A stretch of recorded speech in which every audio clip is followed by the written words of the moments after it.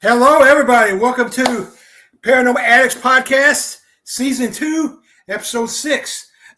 My guest today is Brad Cooney.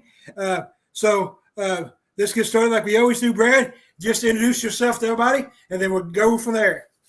All right. My name is Brad Cooney. I appreciate you having me on the show. I'm a paranormal investigator. You probably, if you're in the field, see me in the films The House in Between, Part 1 and Part 2. I'm also a podcast host and an author. I'm glad to be here. All right. So, like I said, and like most of the people watching know, I always start out with just a couple icebreaker questions, just get everything flowing. The first one is a two-part question, and that is, what is the favorite place that you've been able to investigate, and what place would you like to investigate that you haven't? I've not been to the Stanley Hotel yet. It's one. I've not been the St. Augustine Light Tower in Florida. Those are two that I really like to get at. I mean, I've been to the Myrtles Plantation and McRaven House in Vicksburg, the Decent Home down in Ellisville, Mississippi, a few places in Tennessee, but the majority of my time in this field has been the House in Between, right in Florence, Mississippi. That's where I got started in this and basically consumed 85% of my time in this field because it's the house that keeps on giving. And the films, of course, set me on a trajectory that I didn't even anticipate. I had no real desire to be in films. It just kind of happened. So that's pretty much my mindset as far as places I've been and where I'd like to be. So I really want to make it out to the House in Between. That's on my to-do list for 2026. Nice. I may have to do it by myself and with a few friends because my team doesn't like to travel that far. They like to stay within like 3 hours. But yeah. I don't let that limit me. I've been doing this for 33 years. Oh, wow. Years. So I'm going to go where I need to go. You know what I'm saying? Sure, so yeah. So the next question is, what is your investigation style and what's your favorite piece of equipment? You can't say Brad because we all know we're the best piece of equipment. But so what's your favorite piece of equipment and what's your investigation style? Do you consider yourself like a new school investigator, old school investigator, scientific investigator? Yeah, that's a great question. So, I've used apps and things before. I've used spirit boxes. I have mixed feelings about all that stuff, but really, I tend to like the old-fashioned cameras, an EVP as far as digital recorders. I love digital recorders. I like to get the raw EVPs from digital recorders. So like in the location in Mississippi, the House in Between, of course, we have house surveillance cameras. Every room's got a camera except for the bathrooms, of course. They don't have one. But my style is I'm more at studying I'm more geared towards analyzing data and analyzing the cameras and audio. I'm not so much a lead investigator per se. I'm not somebody who likes to take charge, of the investigation and be like the front guy. That's just not me. I would prefer to be off somewhere by myself, to be honest with you. That's more me. I like to collect the data and then research it, and analyze it and sift through what I'm listening to. I've learned a lot from Steve Gonzalez. Of course, that's our director of the films. Everybody knows him from Ghost Hunters. He's taught me to be real diligent and to check off boxes that is definitely not.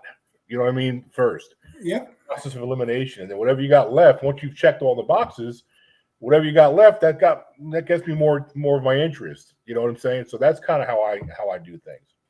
I completely agree with that. I mean, I am a lead investigator, like you pointed out, but I think it's more because of my experience and my ability. Yeah. I was born with the ability to see and communicate with them. So, I say I've been doing this for 33 years. because that's when I turned 18. That's when I got to start actually Right. doing it. I did it a little bit beforehand. Me and my best friend, Tracy, he died. He got killed in a car wreck the year after we graduated. But I always feel like he's part of my. But anyway, we used to investigate. So like when all the other teenager kids were going through your haunted attractions and your haunted forests and all that stuff, me and Tracy was actually investigating actual haunted houses by the time we was like 14 or 15. So Wow. so I'm like you. I have all the fancy equipment.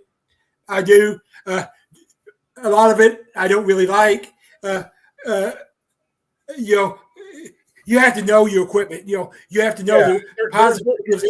There's equipment that like I like a thermal cam. Thermal cameras, gives real data whether something's got a cold spot or a heat signature. That's my favorite piece is a thermal because you can't fake it. You either get something or you don't.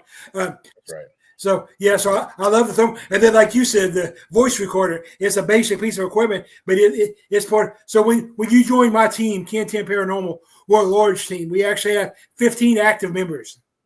But you can't just come up to me and say, "Hey, Ken, I want to join your team." There's a process to it. The first process is I interview you, then we do an orientation, and as part of the orientation, we tell you got to have a voice recorder and you got to have a flashlight. Everything else can wait, but you got to have that voice recorder. You got to have that flashlight. So yeah, I like that. Whenever I'm investigating and analyzing potential evidence, I like to leave as much of the gray area, like to eliminate as much of the gray area as possible. Right. Like EVPs, for example. A lot of skeptics are in the field, which I think skeptics are a need. I like that there are skeptics in the field because it keeps people that are potentially thinking about being fraudulent on their toes. So I appreciate skeptics. But when having a digital recorder and it's just me and one other person in a location, and we're getting a third voice responding to questions on a digital recorder, one thing that John Bullard, who's my co-pilot that's been in the films with me at the House in Between, I like what he says when you have an EVP and there's a third voice involved, there's only two people in the building or the house, a skeptic is going to have a conversation with me as far as, well, who was that? And what is that that's formulating words and especially direct responses? Those are even better. Yeah, kind of like the old saying back when I was in the Army. There's no such thing as an atheist in the foxhole. There's no such thing as a skeptic when you catch a Class A voice or a Class A thermal camera. Yeah. So yeah, I definitely agree.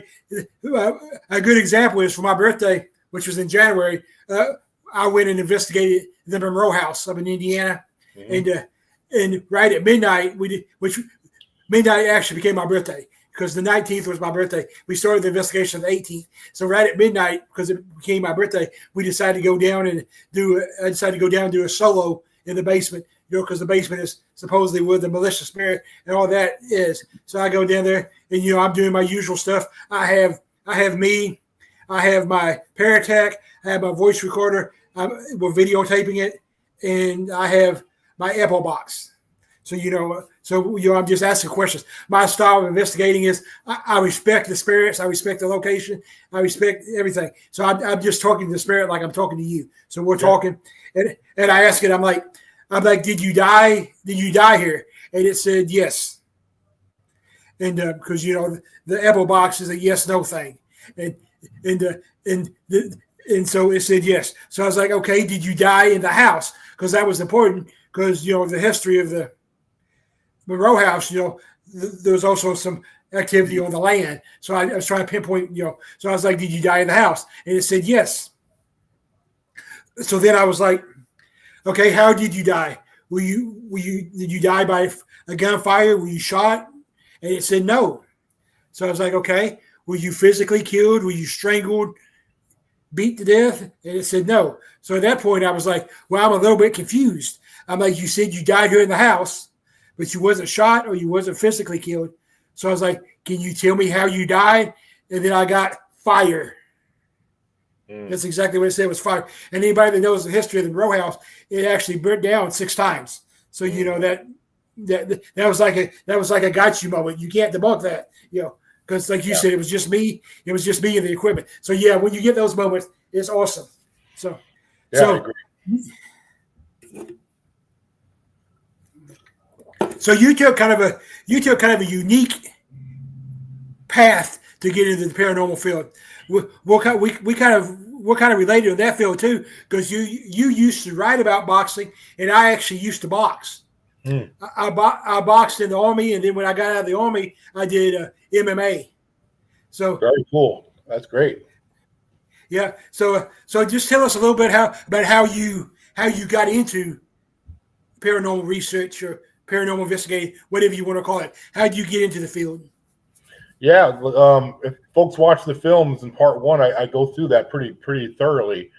It was just happenstance. I've always been intrigued with the paranormal. Always been intrigued with Bigfoot and UFOs and spirits and things like that. I've always had a fascination with it.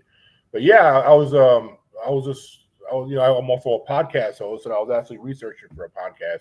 I was on my laptop and I had my TV on in the background, and I heard a local news segment about a haunted location in Florence, Mississippi. Well, I live fairly close to Florence. That's about 30 miles or so to get there. So when I heard Florence, Mississippi, I stopped what I was doing on my laptop and I turned around and started paying attention to the segment on the news. And it was about a haunted location, and it had a lady named Alice Jackson that was in the segment. Of course, that's who owns the house. And so I was like, wow, that's really close. That's not too far. So long story short, I was so fascinated with the story, and it was close enough to where I lived. I reached out and through one person, and they connected me with Alice. So I made an appointment to go down there and visit her. And then the very first day, within less than an hour of being in this location, some weird things started happening. And honestly, I mean, I thought at first, I was like, man, that's kind of too good to be true. To have some experiences in there like that quick, the first time I've ever in here. So it was so cool that I wanted to go back. You know what I mean? So it's Yeah, basically the hooks got sunk into me at that point, and it's been, you know, now it's been 9 years. 9 years have gone by since then, and a lot's happened between that first day and today. So yeah, that's how I got into it. It was just a matter of, I mean, honestly, if I would have went out and checked the mail at my house that day instead of listening to the TV and do my laptop, and I would have missed that segment about Alice in the house, I probably wouldn't be a paranormal investigator.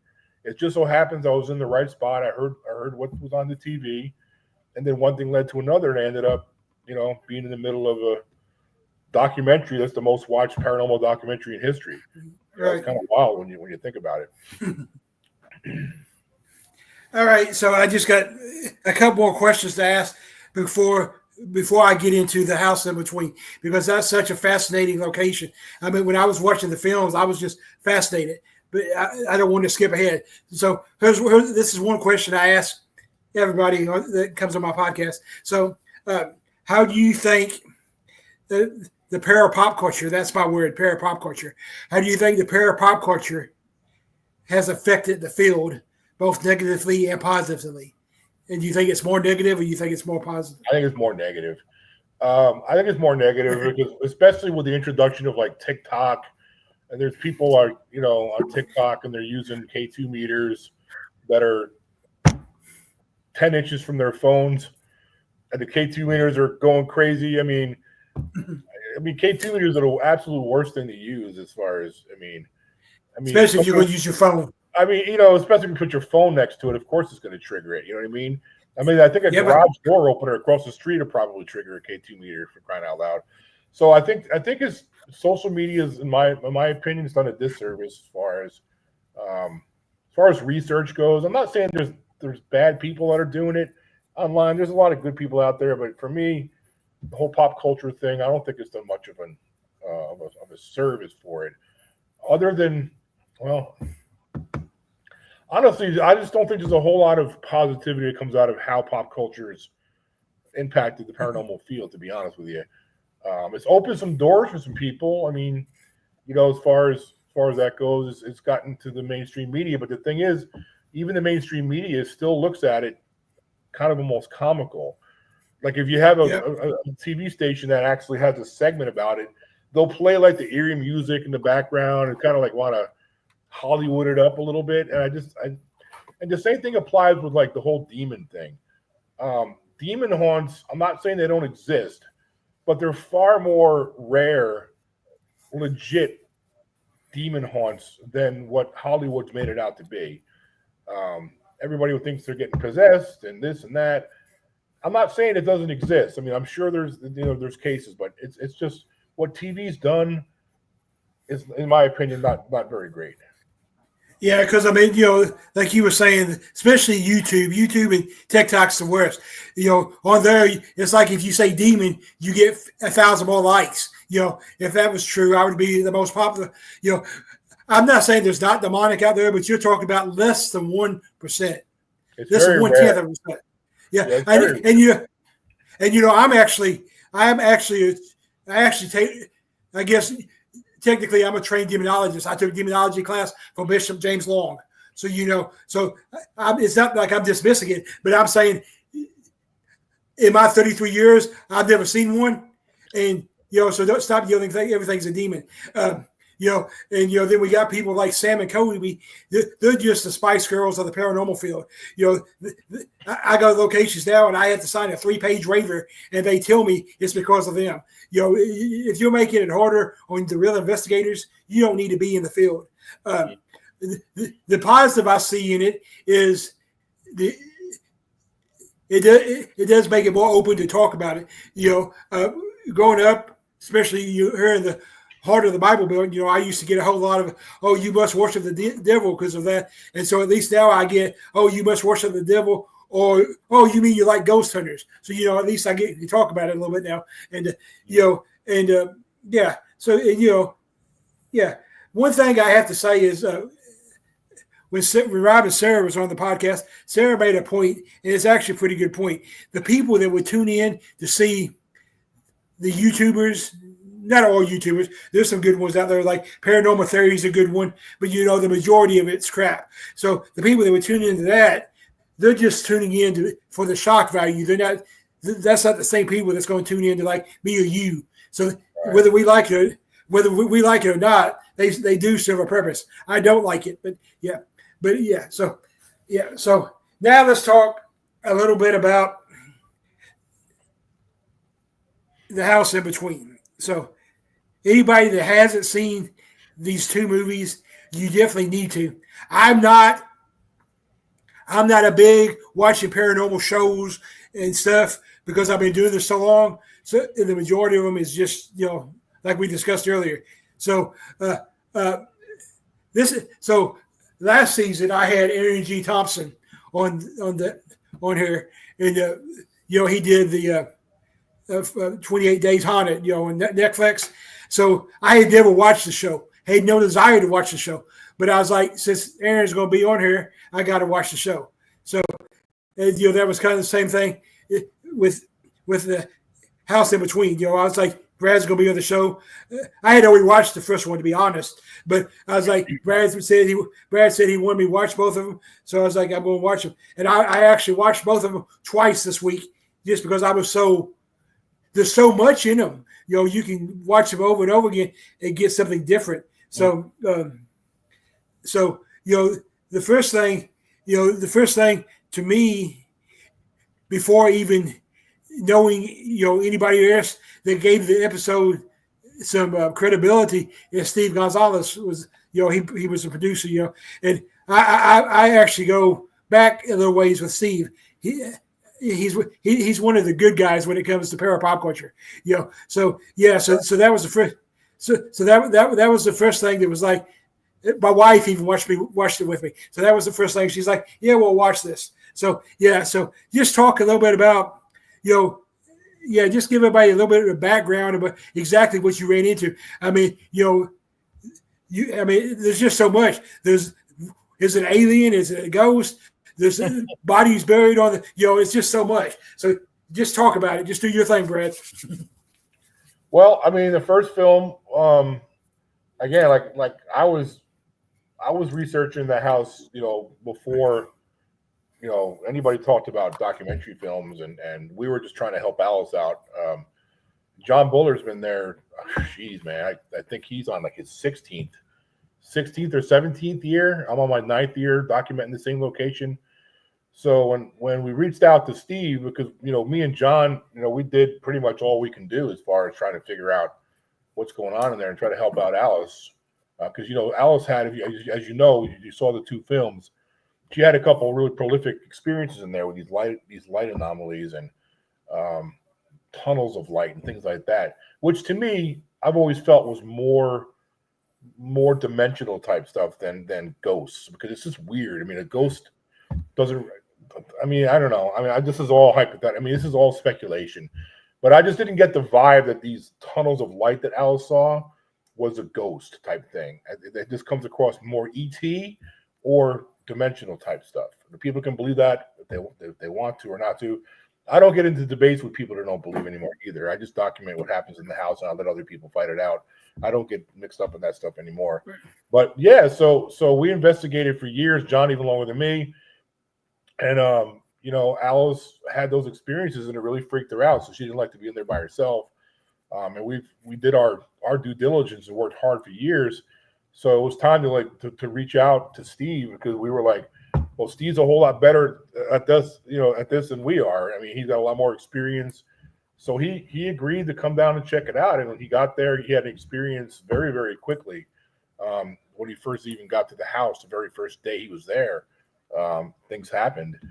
And one of the things that impressed Steve the most is the amount of time that we put in documenting this house, and so many years and so much evidence that we've documented for years. And the other thing was that it was basically the house was basically a case study, because Alice, she had a thirst for knowledge. She was trying to figure out, like, what is this that's going on here? And a lot of people say, well, why didn't she just sell it? Well, because she doesn't want to sell it, because it's her house. You know what I mean? It's paid for. It's her dream house. She designed the house. It was built in 1990.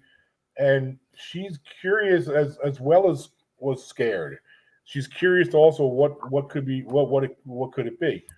So that's why she doesn't want to sell it. So yeah, and it's a beautiful house. I mean, it's a beautiful house. It really is. It's a beautiful house. So we, like, again, before any kind of film talk ever popped up, it was years of research before that even ever happened.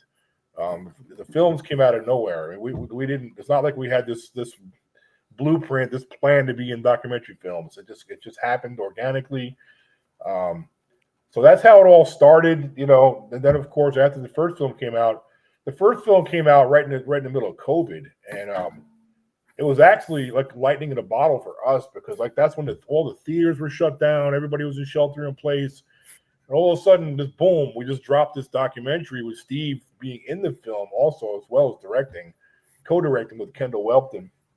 And so everybody was like hungry for some new, fresh content anyway. So when the film came out, it was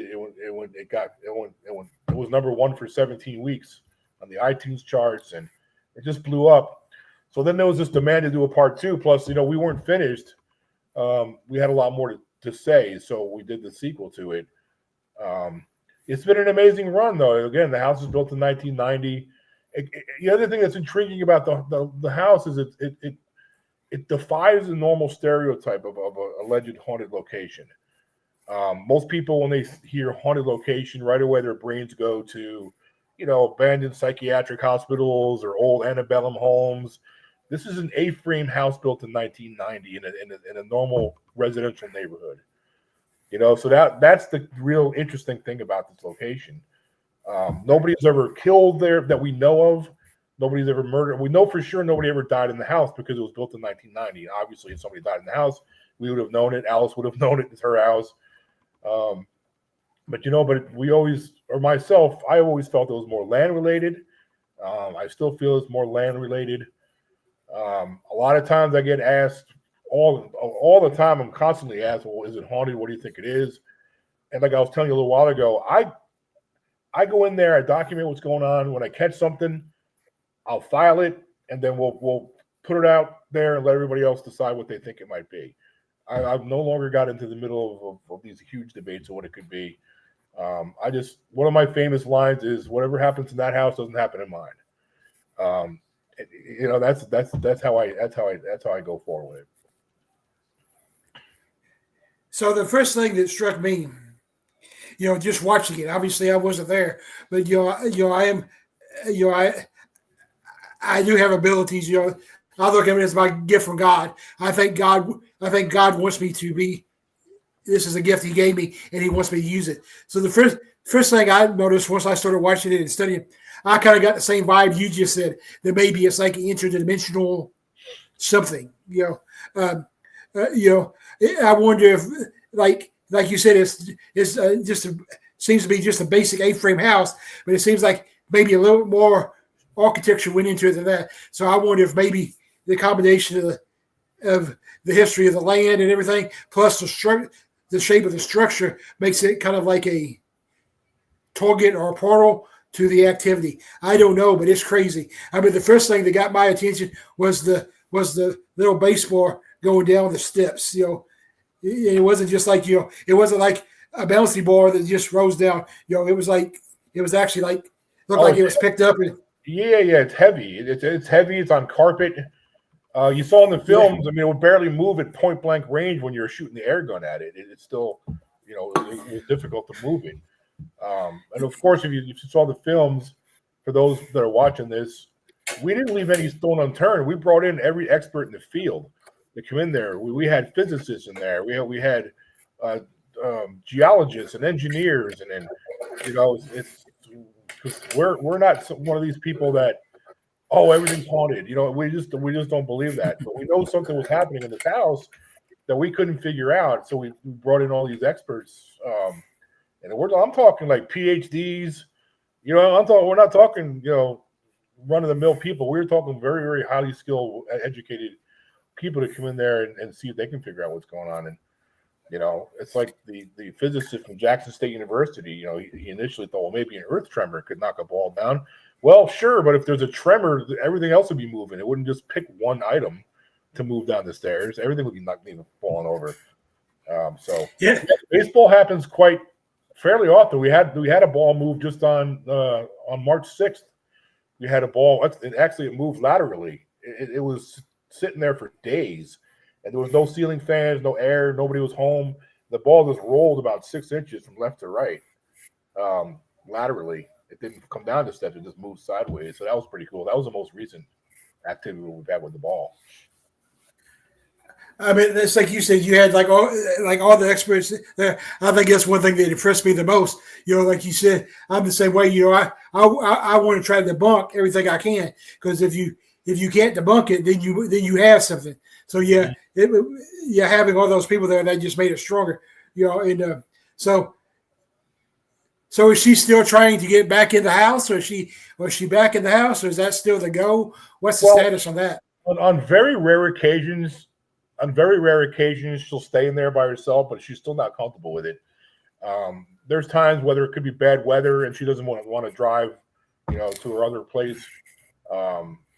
She may have some friends. Like sometimes her grandson comes and visits, so she has like family or friends that want to stay overnight. She's okay to sleep in there with somebody that's with her, like a grandson or one of her nieces or things like that. But to sleep in there by herself, unless it's an really extenuating situation to where it's better just to stay the night, she'll do it, but she's still not thrilled about it. It still makes her a little bit uncomfortable. And I don't blame her. I've been investigating that house for 9 years, and when I'm in there by myself, I'm not exactly feeling great about things either, to be honest with you, because I know what the house can do. I've seen, over 9 years, I've seen a lot of things that house can do. So even when I'm in there by myself, I'm not real happy about it. So that was going to be my next question. Because John's on here, or he was, I was going to ask so you guys have been investigating for years, almost a decade now. Do you guys feel comfortable there, or do you feel whatever's there? Do you feel it's like a malicious spirit? Oh, we don't. There's definitely not malicious. I mean, if anything like that was in there, we'd have known it by now. Nothing malicious. Like John was in there by himself several years ago, changing camera angles. This is back in the camcorder days and different tripod cameras and things like that. and he got whistled at twice while he was in there, and then he bailed. You know, there's no shame in that. I mean, you can be an investigator all you want. People think they're tough guys until something happens right in front of you and by yourself in a location that you know for sure is haunted as hell.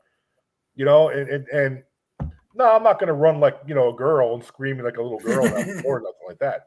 But there's times where, you know, you'll get startled. I've been startled in there when something moves when you're not ready for it to move.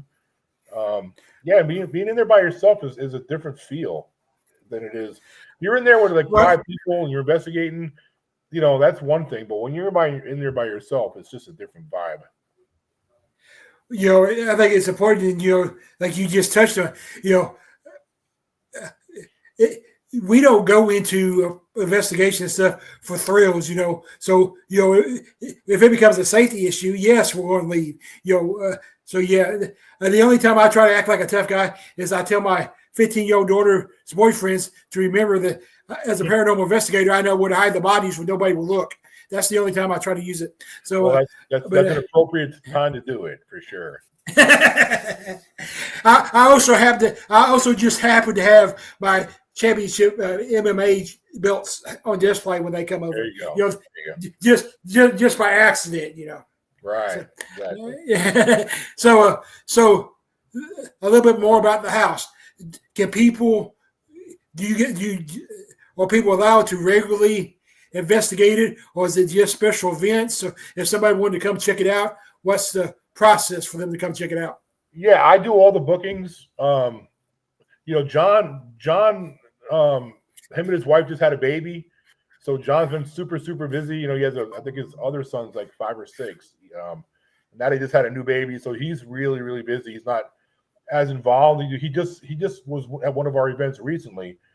As much as he would love to be, he just got, you know, life. You know, he's got a brand new baby, and he works a full-time job. So I do all the bookings. So yeah, we're booked already into May right now. It's just March, and we've already got everything booked into May.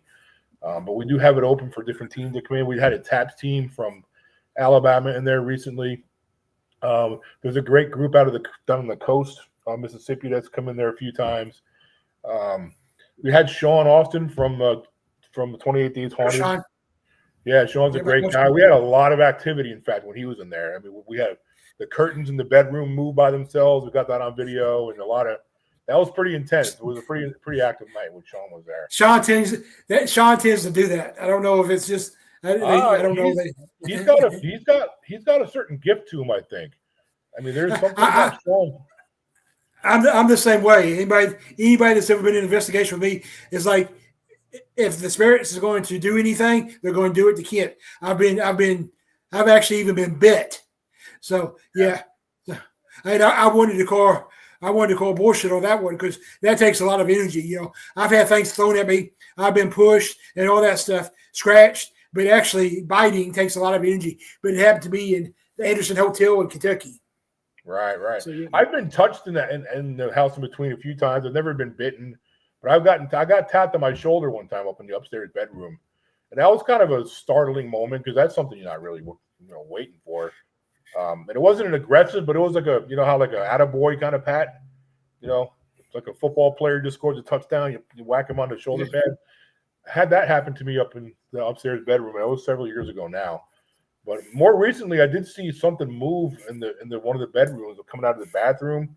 Something moved, and I caught it in my peripheral vision. It was large. I don't want to say it was a full body apparition. I didn't get a good enough fix on it, but definitely some kind of an object moved from left to right. And by the time I spun around and looked in there was nothing in there. I was fully anticipating to see Alice. I thought Alice was in there. I thought it was Alice that was in the bedroom, and then I looked, and she wasn't in there. She was still out in the living room. And my heart rate started pumping up a little bit because it was definitely something I saw. And sadly, that's the only room we don't have a camera in. Of course, all the other rooms except for that. Well, that's because we have all of our DVR equipment set up in there, and we just don't have an actual camera filming that room. But we have plenty of other things that we put on camera. Yeah, I had a similar experience happen when we was investigating the Octon Hall there in Kentucky. We were down in the basement. in like with the room that they turned into like the family library, and we were doing the EVP section there. And out of the corner of my eyes, I saw looked down the hallway and I saw what looked like a apparition of a young female pacing back and forth in front of the steps. That's cool. Well, at that point, I got up and wanted to try to debunk it. I looked at lights, and everything, and I couldn't debunk it. I actually still have it on video. It's one of my favorite videos I've ever caught because yeah. So I definitely understand. Yeah. So let's talk about Brad for a minute, sir. So do you, if somebody wanted you to like come do like a Paracon or Expo, do you do those, or do you just stay in Mississippi? No, I have an anxiety issue I got from my military service, so I'm not really big on talking in front of people and giving speeches. I'm really not that thrilled about being in Alice's house when there's like 10 people in there. I'm not really good around a lot of crowds, so I don't. I've been invited to several Paracons over the years. It's just not my thing. I think they're cool. They're fun for fans. I mean, I think there's a need for them in the field. I think they're really cool. So I'm just not. This is not me. I've been to I did one in Mississippi. It wasn't a Paracon. It was another event. It was a fundraiser for a police officer that got injured for raising money. But Duck Dynasty was there with us, and Ashley from Swamp People. She was the TV show Swamp People. She was there. It was more of an outdoor world kind of VIPs, but we're here in Mississippi. The event was in Mississippi, so we were asked to come up there, and we did it for free because it was a fundraiser. I mean, it was something we enjoyed doing. But I'm not really that comfortable with big crowds, so I don't do a lot of Paracons. I understand that. I mean, it goes back to, like you said, you like to be the review evidence guy. It just kind of goes this. And see, I'm kind of the same way. I used to do the Paracon thing. I lost 3 years of investigating due to brain and spine surgery. Mm-hmm. So since we talked earlier about my condition. So since I've came back from my brain and spine surgery, I've not done anything because I've developed anxiety and a little bit of a stutter. So yeah, I definitely. Now I still plan one. I still do one in Western Kentucky every year. Well, not every year. This is the third year I've done it, so I still do that. But I'm the same way as far as speaking. Yeah, my anxiety and my PTSD and my stutter keeps up. So I get it. I understand. So let's do it. We're both watching the time because obligations at 7 o'clock. So we still have over 20 minutes. Yeah, we're still good. We got 23 minutes. Let's do. I like to do a couple speed rounds with all my guests. The first one we just discussed different kinds of hauntings. If that's and just if you've ever dealt with them, what's your opinion on it? That kind of thing. So we'll start with that one. The first kind of haunting we'll talk about is a residual haunting. What's your take on residual hauntings? Have you experienced one? Yeah, I think residual hauntings are legit. I think it actually happens. I don't have all the science or the IQ maybe to understand what triggers them. There's theories, you know what I'm saying? There's limestone theories and something's triggering a reloop of something happening.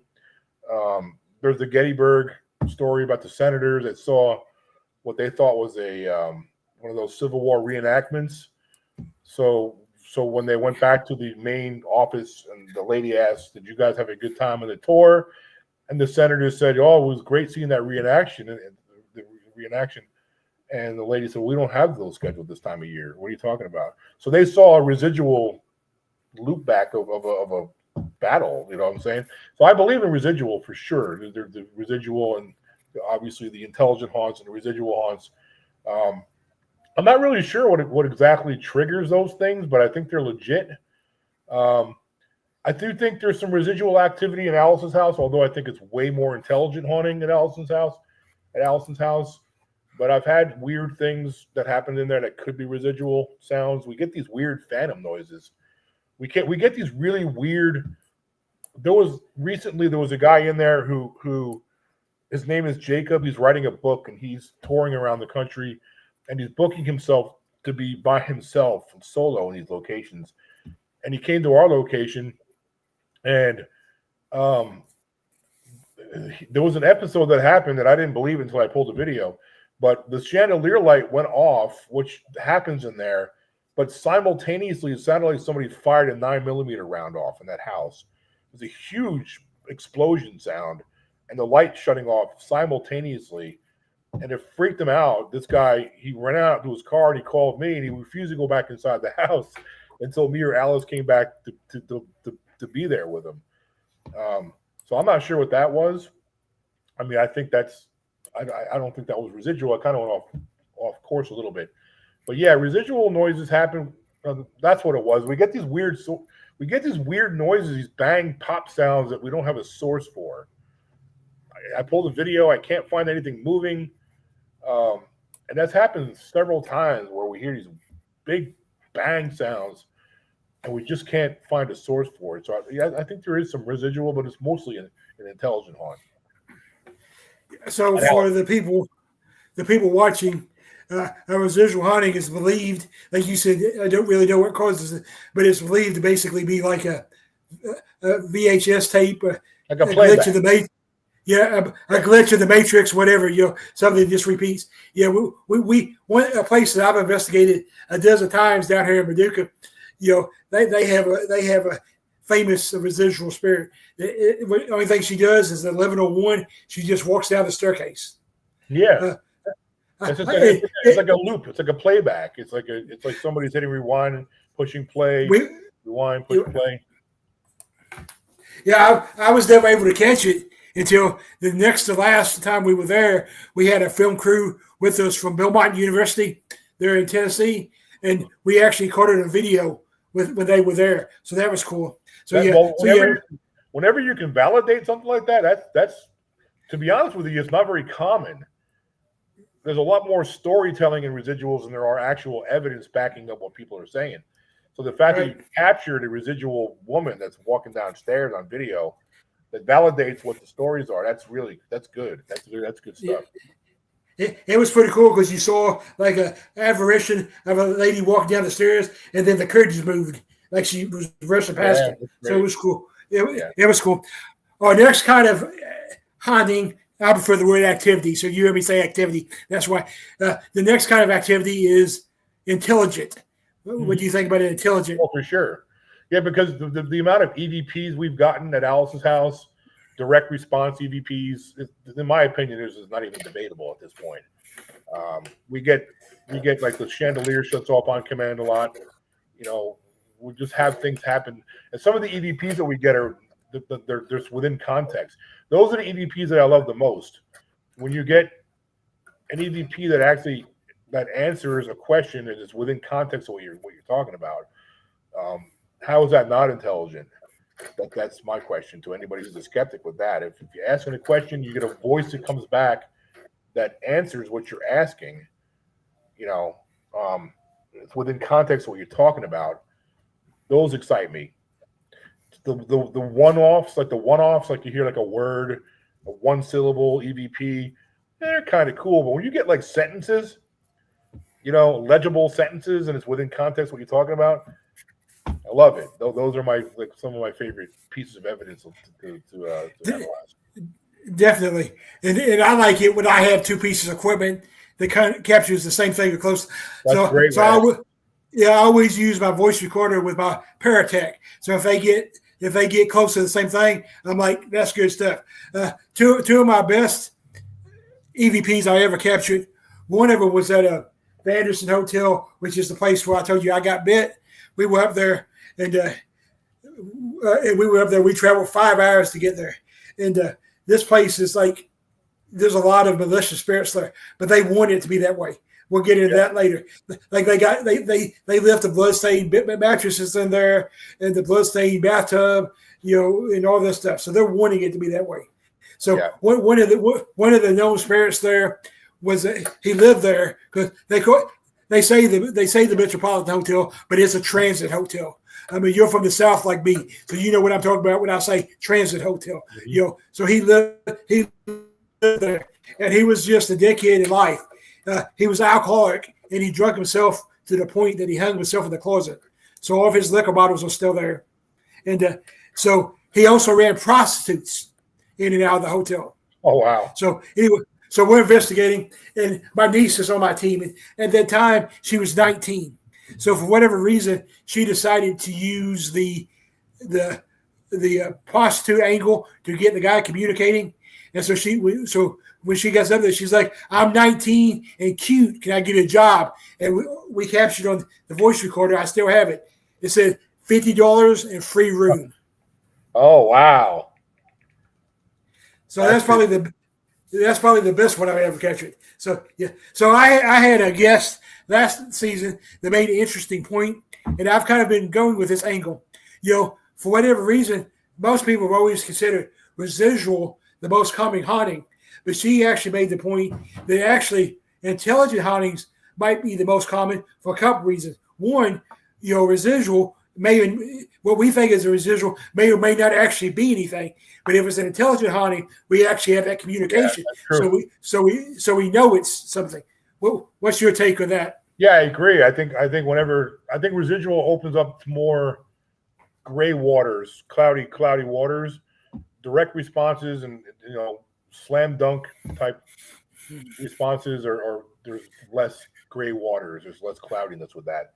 I think it's more so. Okay, we got like three types to get through. We're not going to get through the second speed round, but we'll get through this one.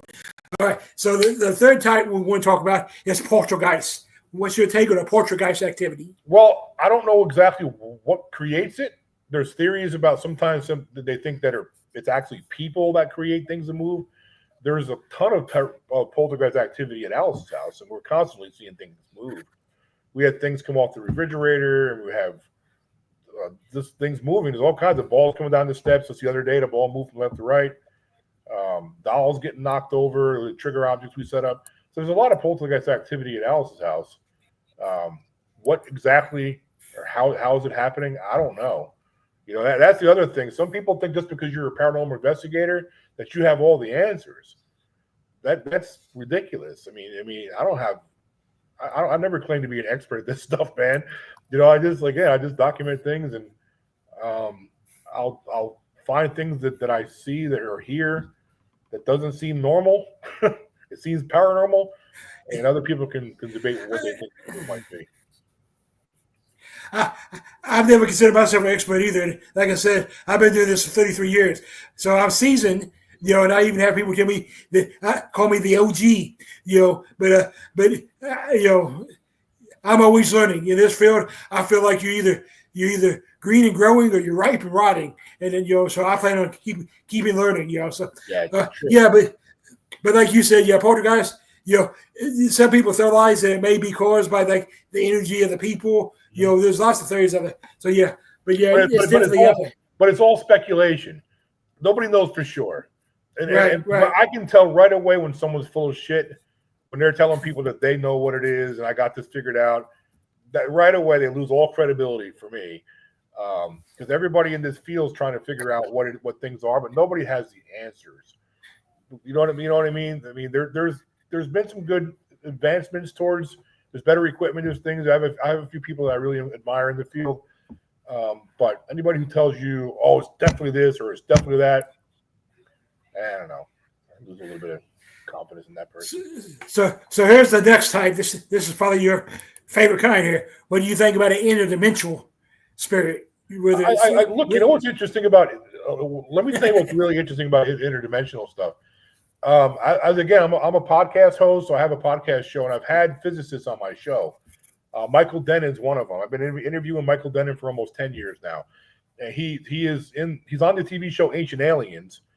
He's one of the skeptics on Ancient Aliens. He gives the Egyptians credit for actually building the pyramids. He doesn't think it was alien involved. But I've had him on my show, and there's a slight trend with physicists in the field being more open to interdimensional stuff. I'm not saying everybody's, that physicists are on board with it, but there's been a slight trend where there's a little bit more of acceptance with dimensions, different dimensions. Exactly. So I'm going to answer Amanda's question real fast. She says hello from the UK and Canada and wants to know why teams don't really do paranormal investigations. I don't.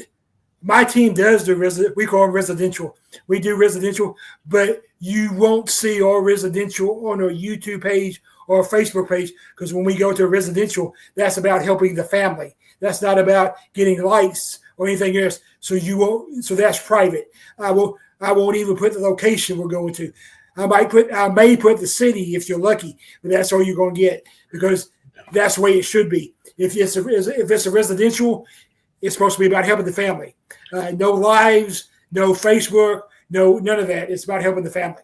It's also risky doing residentials, because you can have a situation where if you're a paranormal team and you're going into a residential haunting and the owners are scared, the kids might be scared, you got to be very careful what you say to these people.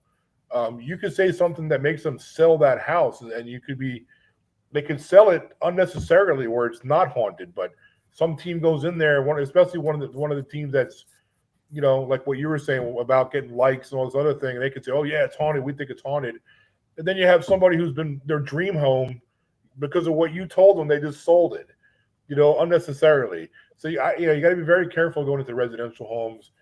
To be honest with you, some people are crazy. You know what I'm saying? And you're walking into a situation, you don't know these people real well.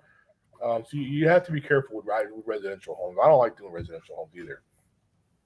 It can be risky.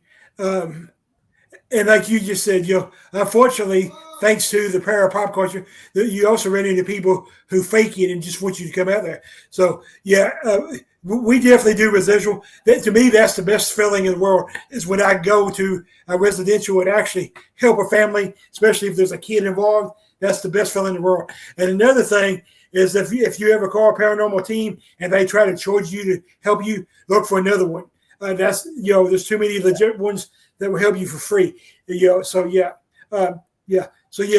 So anyway, we are out of time, Brad. Let me see if we can get to these last two real fast, and then we'll sign off. So the next one is malicious spirits. So malicious is different than demonic.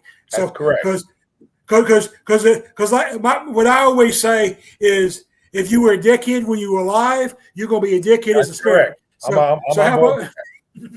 How do you feel about malicious? I agree with you 100%. We're shoulder to shoulder on that. I think exactly. I've actually used that analogy with guests that come into Allison's house. If you're an asshole in the physical world, and when you cross over, you might be carrying the same personality on that side. And there's a lot of not nice people in the world. It's just facts, right? There's a lot of people that are just not very nice.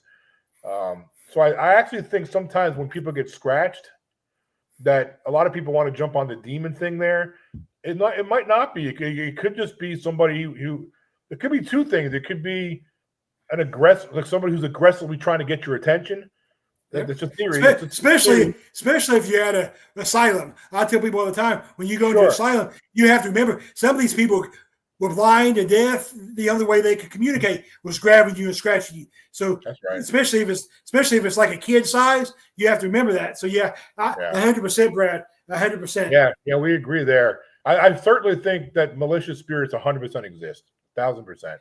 I'm glad you stipulated between demon and malicious spirit, because they are two different things. Well, I'm glad you got it cleansed and you're okay. Yeah, I mean, that's the key, is finding somebody that can help you get it cleansed. I actually had to go to make a trip to Memphis, Tennessee, because this other team told this 85-year-old lady that she had two demons and two portals that the demons couldn't be getting rid of, and the portals couldn't be closed. You don't do that stuff. And that's what I was getting back to earlier, that they probably sold their house because of it. You know what I mean? Yeah, they would. So. She was in the process of it, and she actually commented on one of my podcasts, and I was like, call me after the podcast and let's talk. Yeah. So okay, the last kind we touched a little bit about, but we both feel the same way about it, and that's demonic. It's out there, but it's very rare. You got anything to add to that? Yeah, not really. I mean, what we were saying, I do think, look, the Catholic Church has a whole process for exorcisms. I mean, there's a legit, there's a hierarchy. There's a legit process for exorcisms. So I believe it's for certain. In my opinion, I think there's definitely some demon haunts out there, but Hollywood just really blows it out of control, and all these people jumping on the bandwagon. Yeah, so I think me and you were pretty close on that topic as well. We seem to be pretty close a lot, Brad. Yeah, for sure. Yeah, we do. We see things a lot alike. That's a good thing, because when we started talking last year, I already felt a connection to you, and this just makes it stronger. So we're definitely going to stay in touch, and I'm definitely going to get down there next year. So just tell everybody what you got going on, Brad, how they can get a hold of you to come see the house in between, just that kind of stuff. Sure. And thank you for being on the show. Of course, it was a lot of fun. I'm in the process of writing a new book. It's there will be a chapter in this book about paranormal. My life in the paranormal field. I'm excited for that. I got a writer that's helped me out with it. We're about halfway through the manuscript, so I'm looking to try to release it maybe in the mid to middle of next year. So I've been busy with that. I have a podcast show. This is called the Brad Cooney Podcast Show. It's a mix of topics on there. I've had ufologists. I've had Travis Walton, the UFO abductee, has been on there. Stanton Friedman's been on my show. Mickey Rourke, the actor. I mean, I mix it all up. Musicians. I've been interviewing I've been working with the TV show The Voice. I've had a lot of their singers on my show for like 19 seasons now. So I've been doing it a long time. It's called the Brad Cooney Podcast Show. I'm on Spotify and iHeartRadio, iTunes. It's really easy to find. If people want to come check out the house in between, they can just hit me up on social media, send me a direct message, and we'll look at the calendar. We're definitely open to having people come in. I want to plug my guy John Buller's got a book called The Peek Through the Veil. You can check that out. I think I'm pretty sure it's on Amazon. The house in between is doing great. We always get the question, are we going to do a part 3? And my answer is always the same. We want to, but it's something that we would like to do. It's possible, but we don't know for sure yet. That's a very common question I get. Will there be a part 3? It's something I think a lot of us want to do, but making a film, there's a lot to it. You know what I mean? You can't just decide to do it and just do it the next day. It's a process. Yeah, I'm getting ready to deal with making a TV episode, so I understand. So again, thank you for being on here. Tell John to send me a message, because I like when he gets done dealing with a kid, I like to have him on the show. Yeah, I'm sure. Yeah, I will. I'll do that for sure. Thank you for joining us, and we will talk later, Brad. All right, man. Appreciate it. I want to thank Alice Jackson too. Thanks, Alice.